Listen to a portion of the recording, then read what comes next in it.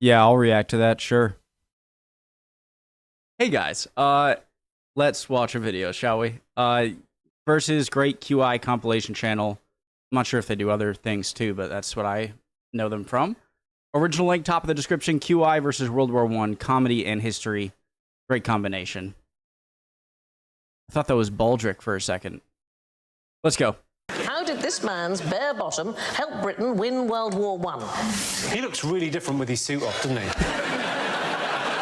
Like, you wouldn't even know that was him. Give us a clue about the man. Did something go into his bottom or come out of it? Well, the man is called William Lawrence Bragg. He was a physicist. He was a Nobel laureate. In fact, he remains the youngest recipient of the Nobel Prize. He received it in 1915, along with his father, his famous physicist. In 1915, he was serving as a subaltern in Flanders, trying to find out ways to use sound to locate enemy artillery. So one day, he's sitting on the latrine at the house where he was billeted, a little tight little closet with no window at all, and he'd shut the door, and so that there was no other opening to the outside world apart from the one that he was sitting on. And he noticed that when there was gunfire nearby, his backside momentarily lifted off the seat. Even when he didn't really hear the explosion, there was a sort of a thing like this. And meanwhile, another physicist he was working with, a man called William Tucker, was billeted in a tar paper hut, and he noticed that by his cot there were just a couple of little holes, and even on a day when there was no wind, little puffs of air were blowing through. And they compared notes, the two, and the one from the loo and one from these two little holes, and they deduced that this was the result of inaudible, low-frequency sounds of artillery. And they set about devising detectors, and by 1917 it was so advanced that the Allies had a really devastating advantage in locating and targeting enemy guns. And it all came about because his backside lifted off the lavatory. This is maybe the most inspiring story I've ever heard. About a lavatory? About a men's toilet and holes in a wall. So I wanted to, how? Why? Normally these end super differently. Yeah. Normally it's and they had to shut down that garage.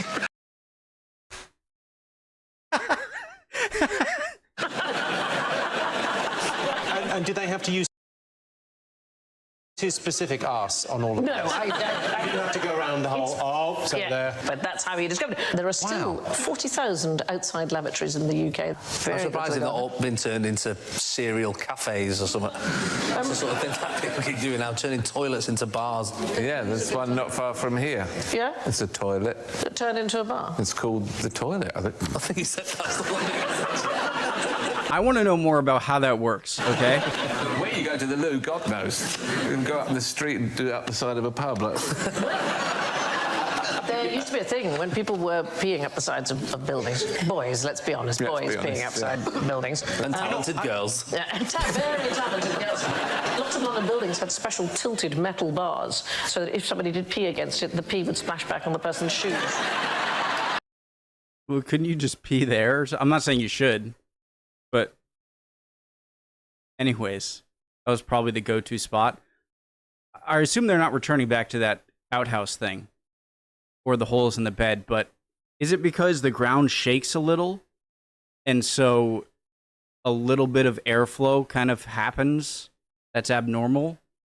And if you have enough of them stationed around, you could maybe determine the direction by comparing how strong they are? I want to know more about that. The most southerly public loo in Britain is on the island of the Minkies. Here's a picture of it. It says, this toilet has the distinction of being the most southern building in the British Isles. Please use with care, as the nearest alternative is in Jersey, which is 11 miles away. It looks like those rocks are leaning against the toilet. Yeah. They're queuing up, doesn't it? It does look like a queue, doesn't it? They've solidified waiting. Colonel That was good. in chief of the Royal Dragoons and the 1st King's Dragoon Guards failed to turn up for duty at the start of the First World War. They were entwined in an embrace.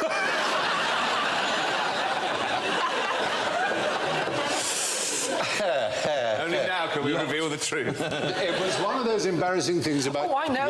Yes, go on. Because it was Kaiser Bill. Yes. Kaiser Bill was, in fact, the Colonel-in-Chief of the Royal Dragoons, and Franz Joseph de Habsburg was the Colonel-in-Chief of the King's Dragoons. So That's a security risk. It was a bit, wasn't it? But we carried on doing It this. turned out that Osama bin Laden was actually, an admiral of the fleet. That would, Well, we that would have been a nightmare. We appointed Emperor Hirohito a field marshal in 1930, so we carried on doing this. So obviously there was a bit of embarrassment to begin with when they had to go to war with their own colonel-in-chief. It was eventually sorted out, and we pretty much spanked their botties. All right, so these, obviously these are ceremonial things, right? Still funny. We pretty much did. After only 4 years of carnage. Yes, that's right. Who is that there on the screen? Tony Baldrick. Robinson. And there is a Tony Robinson. Baldrick is about to come on.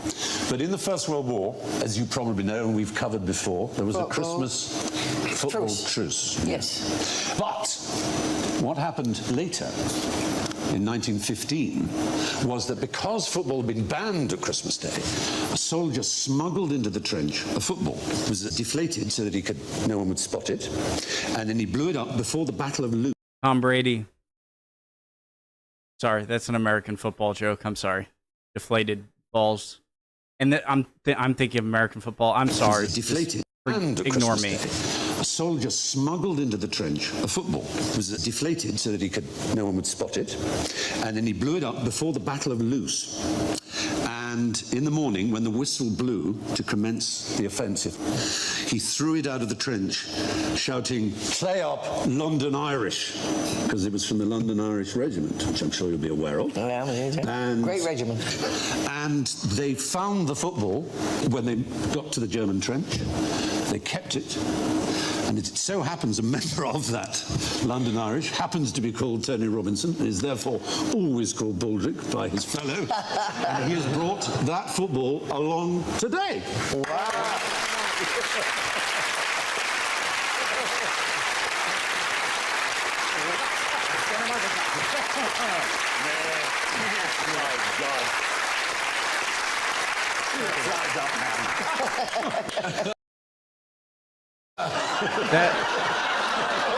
Christmas came out.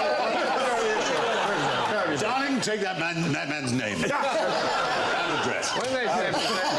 This really is Tony the football. It is indeed just the football. And where is it kept? It's kept in the museum, which is now down in Camberwell at the London Irish Rifles. Is it called the London Irish Regiment or the London Regiment? We're D Company London Irish Rifles of the London Regiment. Right, D Company. And it's still an active regiment in the British Army, and we have some of your fellow soldiers over here. If you'd like to stand up, here they are.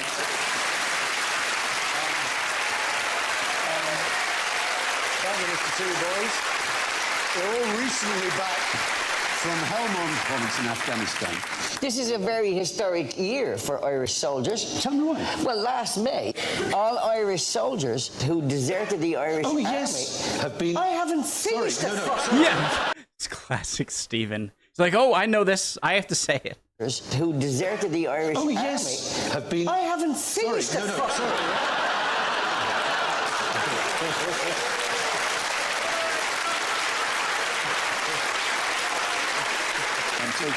You gotta love Stephen. It wasn't intentional. It's just, I get it. All soldiers who deserted the Irish Army in both First World War and Second World War periods and joined the British Army to fight for the British Army were granted a pardon. That is extraordinary, isn't it? Well, it's too late now. I'm dead. Almost all of them. Almost all of them are dead. But it was true, wasn't it, that if you were Irish and anti-fascist, say, yes, and you wanted to fight for the Allies against Germany, and so you joined the British Army, it was considered by the Irish government that you were a traitor. Correct. You got no pension. You couldn't work for the government. No. And you could barely go home. And yeah, indeed. But thank you very much, and please sit down.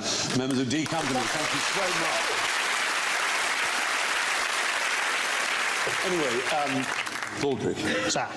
I've never seen you looking better. You're still an absolute disaster of a human being. Thank you so much for bringing me lunch. I'm not very... Holy crap. It completely missed on me that Stephen Fry was in those Blackadder episodes. Man, I'm slow. Thank you so much for bringing me lunch. I'm not very hungry. You can take it away. I noticed when he said Baldrick. I noticed, like, when he said Baldrick, it rang a bell. I'm like, wait a second. Tony Robinson. So, Yeah, that football you've just seen was kicked right across no man's land by Rifleman Frank Edwards and the London Irish in 1915. 1 million British horses were sent to the First World War front. What happened to the ones that survived? They settled in the south of France, opened a caravan park. Of course, they couldn't learn the language, ended up moving back. Yeah, well, that's what they didn't do, is move back. Did the French eat them? Well, lots of people ate them. Probably they were turned into food or they were rendered into products. Yeah, the point is, 1 million horses is a heck of a lot, but almost none got made it back home. They thought some did, because in War Horse he did. Yes. He came back.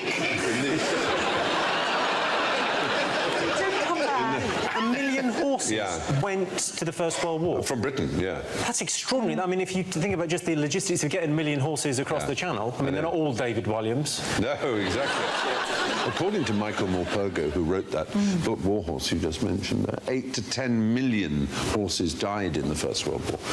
And they didn't have a nice time of it, even if they did survive, because they thought they'd be diseased when they came back as well.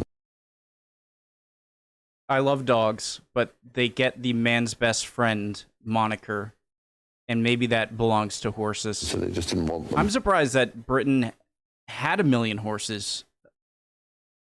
That seems like a lot. So it was a very sad chapter in our story. Yeah. It's a bummer, isn't it? I've silenced you. It's like when they play the Black Beauty music, I just start crying.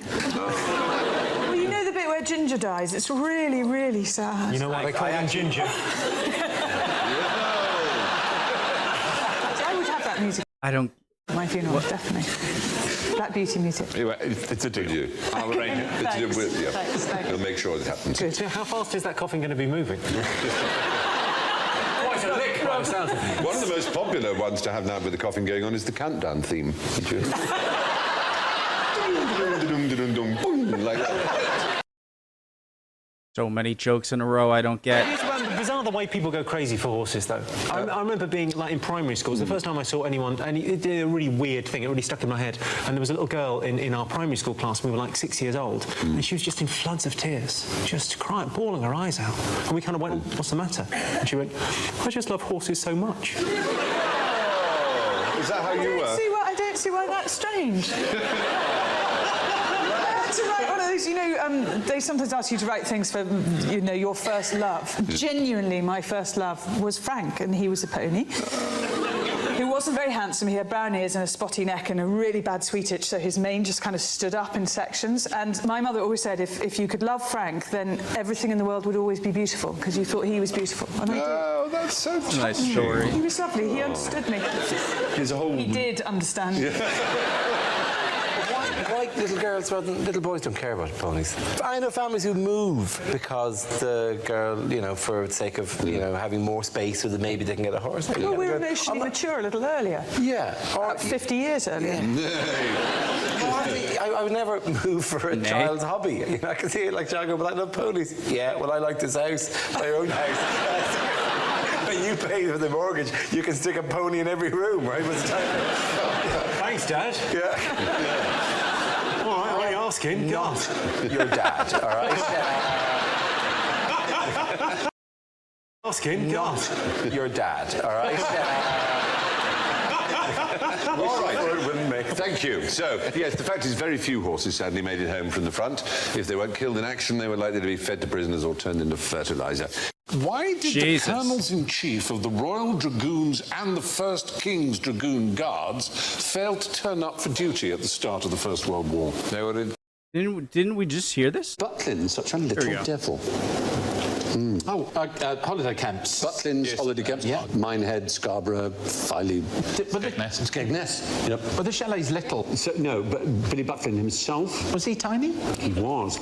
And if you think about the age he is, you might be able to work this out. Second World War? No. First World War. First World War. That's the generation he was. And in the First World War, they had something to make people fight, which was called... Bromide.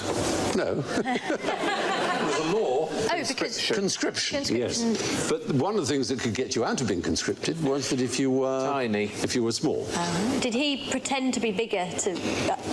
No, he, as it were, fell under a particular desperation that the British Army... Did they start a short army? Yes, they literally did. Lord Derby, the Earl of Derby, said, now, hang on, there are a whole load of short people, as it were, getting under the wire. And all these tall people are fighting and dying for us. We want more people to die for us. There simply aren't enough people dying. And all these short people are living. So we're going to have a short brigade. And they were known as the Bantams. How short are we talking? Because people were already a few inches shorter on average back then, right? And they were known as the Bantams, the Bantam Brigade. I know. Presumably quite good. You could play on the opposition's or, the opposing army's sense of perspective. Yeah. Some way you're like... Those soldiers are really far away. They have edges. No danger to avoid. These were men under 5'3", and Billy Butlin was one of them. They became known as the Devils, in fact, the Devil's Dwarfs, because they were so, the reputation for brawling and mischief. They were very, very aggressive. Here they are being inspected by a splendid man in moustache. Wow, look at how level height they are. Obviously, they're shorter, but that doesn't... Aggressive. Here they are being inspected by... Am I the only one who's... Okay. Man in moustache. And German shin injuries up 75%. Our legs are being shot away from us. We do not know why. Do you think they should have just put them on each other's shoulders in a long coat? Oh, yeah. The most famous of them was called Henry Thridgold, who was only 4'9", and he was believed to be the shortest soldier ever to have served in the British Army. There he is next to quite a tall Scottish soldier. But that's a short chap, but chirpy and cheerful and ready to lay down his life for our country. Tell you what, shake hands with him. Hey, now. That's given my husband and I a whole new avenue for bedroom role play. You be Henry, and I'll be a Scots Guard. Well, there you are. So next time you go on a Butlin's holiday, you can say, well, thank you, Billy, for putting your life at risk, despite the fact that you weren't as tall as most soldiers. And he survived. He survived in order to create these holiday camps. Yeah. I wonder if, like, what exactly the reason was for some... Was it 5'3", I guess was the cutoff? Was equipment just not small enough? Like... or was it like for appearances' sake? I'm curious. Tiny beds. I enjoyed that. There are a few jokes I didn't understand, but you guys helped me out with that a lot. So hope everyone's doing well, and I'll see you guys next time. Bye.